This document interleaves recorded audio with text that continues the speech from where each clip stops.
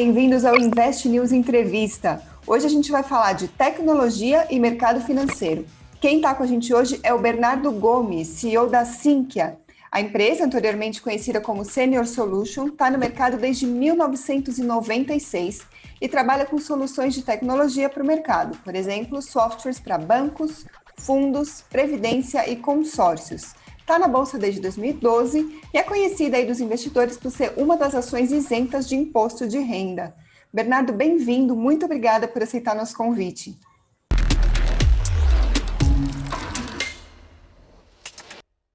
Obrigado, Karine, é um prazer estar aqui com vocês. Tenho certeza que a gente vai fazer um bate-papo muito agradável. Muito obrigado pelo convite. Imagina, vamos lá então. Bom, Bernardo, você é sócio fundador da empresa, ou seja, participou de toda a trajetória dela até aqui.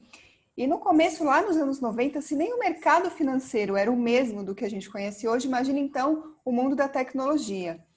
Como que é para você estar numa empresa em que o cenário é tão diferente, né? O trabalho de vocês é tão diferente desde o começo até aqui? Ou seja, como é trabalhar numa área que muda tanto? Eu acho que tem razão, a área de tecnologia é uma área que passa por constantes mudanças e o que eu costumo dizer é que uma empresa de tecnologia tem que estar disposta a inovar sempre, a acompanhar essas mudanças, né?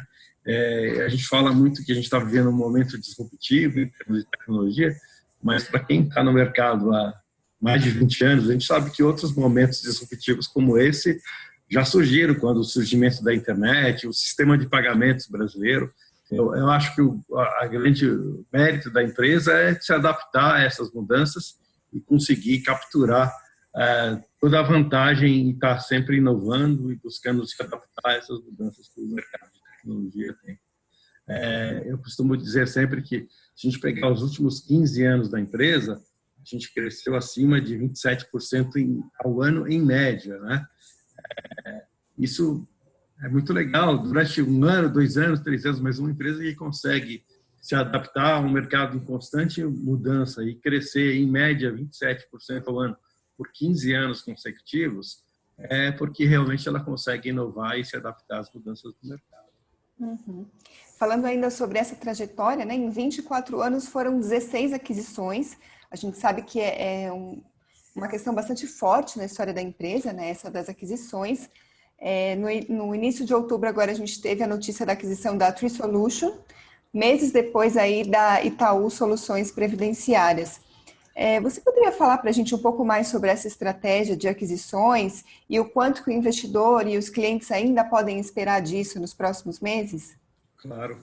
Na verdade, essa estratégia de aquisições, ela começou um pouquinho depois da história da empresa, né? Como você falou, a empresa foi fundada em 96. De 96 até o início dos anos 2000, nós éramos uma empresa de serviço, uma empresa que fazia projetos de tecnologia para o mercado financeiro. Aí, no início dos anos 2000, a gente decidiu ser uma empresa de produto, ou que tivesse seus próprios softwares para depois licenciar para o mercado financeiro. Quando a gente decidiu fazer essa mudança no modelo de negócios, a gente avaliou como é que era o mercado, quem eram as empresas que compunham esse mercado, quais eram os principais fornecedores, como é que os nossos clientes enxergavam os players que existiam naquele momento. E o diagnóstico que a gente teve nesse momento foi que é um mercado extremamente pulverizado. São centenas de empresas que fornecem software para o mercado financeiro, muito segmentado, as empresas muito especializadas em um determinado produto do mercado financeiro. Foi aí, então, que a gente definiu uma estratégia de ser diferente das empresas que já estavam aí no mercado, ser uma empresa que tivesse uma atuação bastante abrangente, que ela tivesse softwares para atender os vários produtos do mercado financeiro, e que faria todo sentido a gente fazer isso através de uma estratégia de aquisição de empresas que tivessem competências e conhecimentos complementares àqueles que a gente já tinha. Aí, em 2005, na verdade, a gente começou essa estratégia de acelerar o nosso crescimento através de aquisições. Em 2005, a gente conseguiu receber o aporte de um fundo de private equity, mais do BNDESPAR, foram 7 milhões de reais. Com esse primeiro aporte, a gente deu início a essa estratégia de consolidação do mercado.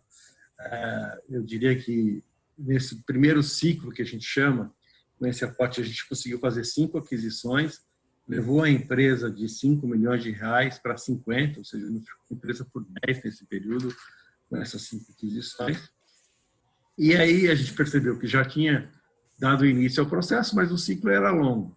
Decidimos, então, fazer a abertura de capital, acessar o mercado de capitais para poder viabilizar essa estratégia de aquisições contínuas, né? Aí, em 2012, a gente fez a listagem no Bovespa+. Em 2013, a gente fez o IPO. E aí a gente captou 40 milhões de reais nesse IPO. Com esses 40 milhões de reais, a gente iniciou o segundo ciclo de aquisições. Foram 9 aquisições feitas nesse segundo ciclo. A gente ficou a empresa de novo, acho que por mais de 3 vezes, saiu dos 50 milhões aproximadamente, chegou aos 175. E, de novo, a gente percebeu que ainda tem muito a ser feito, né? Aí, no ano passado, em setembro, a gente fez um follow-on. Dessa vez, a gente captou mais de 360 milhões de reais para dar início a esse terceiro ciclo de aquisições. Nesse terceiro ciclo, a gente pretende, de novo, multiplicar por muitas vezes a empresa. A gente já fez essas 2 aquisições anunciadas recentemente, mas tem um pipeline extenso aí. A gente tem mais de 200 empresas mapeadas, vários processos em andamento para dar sequência a essa estratégia que tem sido bem sucedida de aquisições até o momento. Uhum. Ainda falando sobre essa estratégia, Bernardo, como que é a preparação financeira da companhia para seguir com ela, né? O dinheiro em caixa, os valores, eles são suficientes para quantos anos ainda dessa estratégia? Ou qual que é a preparação para manter a liquidez? Como que funciona esse planejamento de vocês sobre isso? Veja, quando a gente fez o IPO em setembro do ano passado, a nossa expectativa é que esses recursos captados fossem totalmente despendidos nas aquisições entre 2 e 3 anos. A gente continua com essa expectativa de que a gente deve gastar esses recursos nesse período. O que acontece com as aquisições que a gente tem no planejamento e com a capacidade de alavancagem que a empresa passa a ter com essas aquisições, a gente quase que tem um motor contínuo para fazer as aquisições, ou seja, o volume captado, as aquisições que eu vou fazer, a geração de caixa da própria empresa hoje, mais das aquisições que eu vou fazer, elas praticamente vão gerar um volume contínuo de recursos para que a gente possa estender esse projeto de aquisições por um longo tempo. Uhum. Ainda falando sobre os números, né? A gente teve o último resultado do segundo trimestre, o lucro líquido de 580 mil reais, depois do prejuízo de mais de 3 milhões e meio no mesmo período de 2019. Como que essas aquisições elas afetam esses números? O número do lucro, ele é priorizado por vocês ou, na verdade, com essa estratégia das aquisições, a lógica é um pouco diferente? A lógica é um pouco diferente. A gente gosta muito de olhar o lucro caixa, geração de caixa, o lucro caixa, porque as próprias aquisições acabam gerando um ágio nessas aquisições que acabam reduzindo o imposto de renda e o lucro da companhia, né? Ela acaba reduzindo o lucro. Então, acho que a forma mais correta de a gente avaliar a evolução da companhia é a margem EBITDA. Tá? E se a gente for olhar historicamente, esse ano a gente já vem com uma evolução significativa da margem EBITDA e isso deve se acelerar nos próximos anos, porque o nosso negócio depende muito de escala, né? Quanto maior a escala, melhor a margem. E a escala a gente está buscando através do crescimento orgânico, obviamente, mas também pelas aquisições. No caso da Itaú Soluções Previdenciárias, é um caso típico em que a gente já tinha uma boa presença no mercado de previdência e trazendo agora a Itaú Soluções Previdenciárias, a gente vai ganhar muito mais escala e isso aumentar a rentabilidade da companhia. Uhum. Falando um pouco sobre a recepção do mercado, dos investidores a essa estratégia da empresa, eu trouxe alguns dados aqui. A empresa, como a gente comentou aqui na nossa entrevista, foi listada na Bolsa em 2012, é uma das ações que estão isentas de imposto de renda, o que acaba dando o que falar aí entre os investidores, mas falando dos papéis neste ano, a gente vê uma queda acumulada, claro, num ano bastante atípico para o mercado, com essa pandemia, mas eu gostaria de saber se você poderia comentar um pouco sobre o desempenho das ações e o que isso mostra sobre as expectativas ou a confiança do investidor na empresa. Olha, Karina, a gente costuma sempre dizer que a estratégia que a gente vem conduzindo é uma estratégia de longo prazo. Afinal, faz 15 anos que a gente vem construindo essa estratégia, passo a passo. E quando a gente olha, por exemplo, desde do follow-on até o final de agosto, as ações se valorizaram cerca de 60%, né? Ainda sem a gente ter feito nenhuma aquisição. Quer dizer, o ciclo de aquisições começou agora, 2 meses atrás, quando a gente fez a aquisição da Itaú Soluções Previdenciárias. Então, eu tenho certeza que a gente tem uma geração de valor fantástica. Se a gente pegar desde o IPO, eu não tenho o número exato, mas as nossas ações se valorizaram cerca de 10 vezes desde o IPO e 60% desde o follow-on feito em setembro do ano passado. Então, a gente tem sempre que estar sujeito às oscilações do mercado, a gente está com um mercado bastante volátil, mas acho que como estratégia de longo prazo, assim que tem gerado valor contínuo para os seus acionistas. Uhum. O acionista, o investidor, então, pode esperar boas notícias para os próximos meses, anos, enfim. Pode esperar boas notícias. Eu diria que quando a gente foi fazer o follow-on no ano passado, a gente já tinha várias empresas prospectadas, como eu te falei, a gente tem mais de 200 empresas bloqueadas, vários processos em negociação. Na verdade, a motivação de fazer o follow-on foi justamente viabilizar que a gente conseguisse concluir essas transações. O que acontece é que no início desse ano, a gente teve a pandemia, o que isso acabou afetando esse nosso projeto? Que, assim, muitas das transações que a gente faz, elas têm cláusulas de desempenho. Então, que o pagamento que eu faço pela empresa adquirida está relacionado ao desempenho da empresa nos próximos anos. Então, a gente precisou aí dos 30, 40 dias para ver como é que o mercado ia se comportar. Isso, de uma certa forma, acabou atrasando um pouco o nosso processo, mas agora ele se torna, tanto que a gente fez 2 aquisições aí com espaço de 2 meses, e a gente espera continuar nesse ritmo bastante acelerado. Uhum. Você está falando sobre ritmo acelerado e aquisições, mas é impossível a gente não falar que a gente está num ano bastante diferente, né? Com uma crise econômica que pegou a gente em cheio por causa dessa pandemia. Eu gostaria de saber o que isso muda no planejamento da empresa, qual que eram as projeções de vocês antes da pandemia e o que elas se tornaram depois, né? Quais elas são agora, e também como que ela mudou a operação de vocês e também dos clientes, né? O que vocês sentiram dessas mudanças? Bom, acho que na operação a gente teve que rapidamente se adaptar a essa nova situação, né? Então, a gente já está completando agora praticamente 7 meses trabalhando 100% em home office, né? A gente conseguiu em 15 dias levar. A gente já tinha um esquema de home office na empresa, um programa que mais ou menos 20% das pessoas trabalhavam em home office num esquema de rotação, né?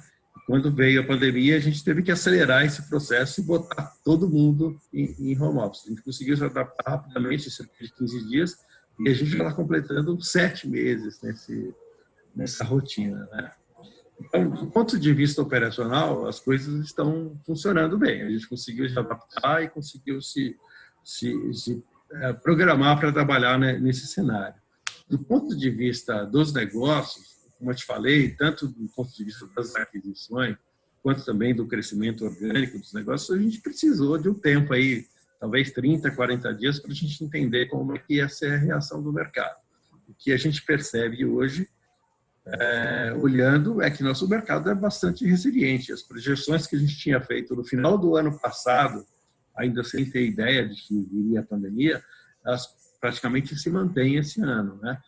Então, a gente teve uma manutenção do nível de negócios. A gente até esse ano bateu vários recordes de venda em alguns meses, porque o negócio continua em ritmo acelerado. Lembrando sempre que o nosso negócio é mercado financeiro, talvez tenha sido menos afetado pela pandemia, e tecnologia, né? E uma constatação curiosa é que, assim, a tal chamada transformação digital, que era uma preocupação de todos, passou a ser não só um instrumento de marketing, mas uma necessidade operacional. Então, a gente via muitos discursos, somente no mercado financeiro, né, de processo de transformação digital, na mudança do relacionamento das instituições com seus clientes. E o que a gente percebe com a pandemia é que isso se tornou uma necessidade. Quem não passar por essa transformação digital perde espaço E mais do que isso, não é só a transformação digital na forma de relacionamento com os clientes, é a transformação digital interna também, que os processos operacionais aconteçam com menor com menor necessidade de pessoas, que seja o mais digital possível. Isso, de uma certa forma, acelerou nossos negócios, porque aqueles processos que vinham se arrastando começaram a ser feitos com mais intensidade. Por isso, o nosso recorde de vendas em alguns meses desse ano. A urgência bateu, né? É isso mesmo. Aproveitando que a gente está entrando nesse assunto, eu gostaria de comentar também um pouco sobre o setor, né, o mercado financeiro. Qual que é a sua avaliação sobre o espaço que ele ainda tem para crescer no Brasil, na comparação com outros países? Eu acho que a gente tem um espaço natural, que é no sentido de você ter uma população com pouco acesso ainda aos produtos financeiros, né? A gente vê agora que a gente está comemorando que atingiu 3 milhões de pessoas da Bolsa, um valor muito pouco significativo perto do potencial que a gente tem. Então, eu enxergo o mercado financeiro com um enorme potencial de crescimento por si só, no sentido de conseguir penetrar em outras camadas da população. E, para o nosso negócio especificamente, a gente passa por um momento bastante interessante, mais um dos momentos disruptivos que eu comentei no começo, que é a gente começa a perceber que o negócio financeiro não precisa ser necessariamente feito pela instituição financeira. Então, o que a gente começou a perceber nos últimos anos, principalmente, várias empresas de outros setores que têm uma boa cadeia de clientes, de fornecedores, e começam a perceber que podem oferecer produtos financeiros para esses clientes, né? Para essa rede de relacionamento. E isso, de uma certa forma, democratiza a utilização dos produtos financeiros e, do nosso ponto de vista, aumentem muito o potencial de venda das nossas soluções, porque agora eu não vendo mais somente para a instituição financeira, eu tenho uma série de outros players que estão se habilitando a vender produtos financeiros e são naturais usuários das nossas soluções. Então, eu vejo o mercado com excelentes perspectivas de crescimento. A gente teve a implantação do Pix essa semana aqui, que já é um movimento nesse sentido. A gente anunciou uma aquisição ontem de uma empresa do segmento de câmbio. Eu acho que, nesse sentido, o câmbio é a próxima bola da vez, né? A gente já viu uma grande desregulamentação em crédito, viu ela acontecer também no sistema de pagamentos, e acho que o câmbio também vai acontecer isso, e a gente quer estar próximo desse mercado, aproveitando essas oportunidades. Eu vou pedir, então, para você explicar por que você acha que o câmbio é a bola da vez. Porque a regulamentação do câmbio no Brasil é uma regulamentação que tem origem no início do século passado. Começou lá no século XX. A gente já tem um projeto de lei mandado pelo governo, junto que está hoje no Congresso, para alterar uma série de, são 40 ou 50 regulamentações que tornam o mercado de câmbio mais fácil. Ou seja, hoje, para você fazer uma operação de câmbio ou uma operação de comércio exterior, existe uma série de questões burocráticas que acabam não dando agilidade ao processo. O processo é demorado e trabalhoso. Acho que esse projeto de lei, revisando essas cerca de 40 regulamentações do mercado, vai dar maior agilidade. Por exemplo, permitir que as pessoas tenham contas em moeda estrangeira dentro do país, que a gente possa também, lá fora, ter contas em reais.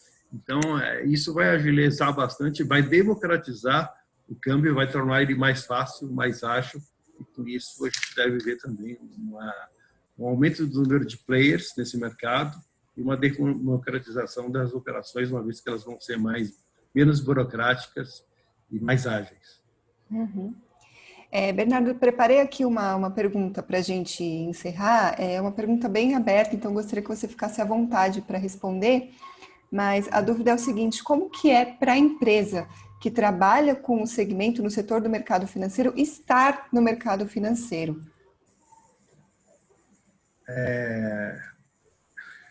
Eu entendi a sua pergunta. O que muda? Muda que, assim, aquilo que eu comentei no começo. O mercado financeiro é um mercado extremamente dinâmico. É um mercado que muda a todo momento, seja por questões regulatórias, seja porque são gerados novos produtos. Eu sempre digo que o pessoal que trabalha no mercado financeiro é bastante criativo. Todo dia eles têm uma ideia nova de um novo produto para oferecer. E eu acho que o grande desafio de uma empresa de tecnologia para atender o mercado financeiro é estar disposta a acompanhar esse dinamismo, é ser uma empresa que está sempre olhando, não só do ponto de vista de tecnologia, quais são as mudanças, porque a tecnologia a gente sabe que também muda com muita frequência, mas a mudança no ambiente de negócios. Você está antenado àquilo que está acontecendo no ambiente de negócios, se preparando e atendendo essas mudanças que o mercado provê, né? Que o mercado promove. A gente tem que estar sempre preparado para isso. Acho que o grande desafio da empresa de tecnologia nesse setor é se manter sempre inovadora, tanto no sentido da tecnologia, quanto no sentido de adaptação ao ambiente de negócios. Tá certo. Bem, as perguntas que eu tinha separado para fazer eram essas, mas tem alguma coisa que eu deixei de fora, você queira incluir aqui na nossa conversa, por favor, fica à vontade. Eu acho que a conversa foi muito boa. Eu só gostaria de concluir assim, que é uma empresa que ela é inovadora, como eu te falei, na busca da tecnologia, da inovação para o mercado financeiro, mas ela é muito inovadora também no processo de gestão. Se você for pegar a história da Sinqia, em que ela teve primeiro o financiamento do BNDES, depois um private equity, depois ela acessou o mercado de capitais fazendo só listagem através do Bovespa+, depois o IPO, a migração do Bovespa+ para o novo mercado e agora um follow-on, quer dizer, é uma história de quem cumpriu toda a cartilha de boa governança corporativa certinho, né? A gente conseguiu seguir todos os passos, sempre sendo inovador, né? A gente foi uma das primeiras empresas a ter financiamento do BNDES, depois foi uma das primeiras empresas a ir para o Bovespa+, a única empresa que conseguiu migrar do Bovespa+ para o novo mercado. Então, eu acho que a inovação não se dá somente nos nossos produtos e na nossa tecnologia, mas também na forma com que a gente encara o mercado e faz a gestão e a governança. Ah, ótimo, Bernardo. Mais uma vez, muito obrigada pela disponibilidade de falar aqui com a gente. O Invest News Entrevista hoje fica por aqui. A gente espera vocês na semana que vem. Muito obrigada para você que acompanhou a gente e até a próxima.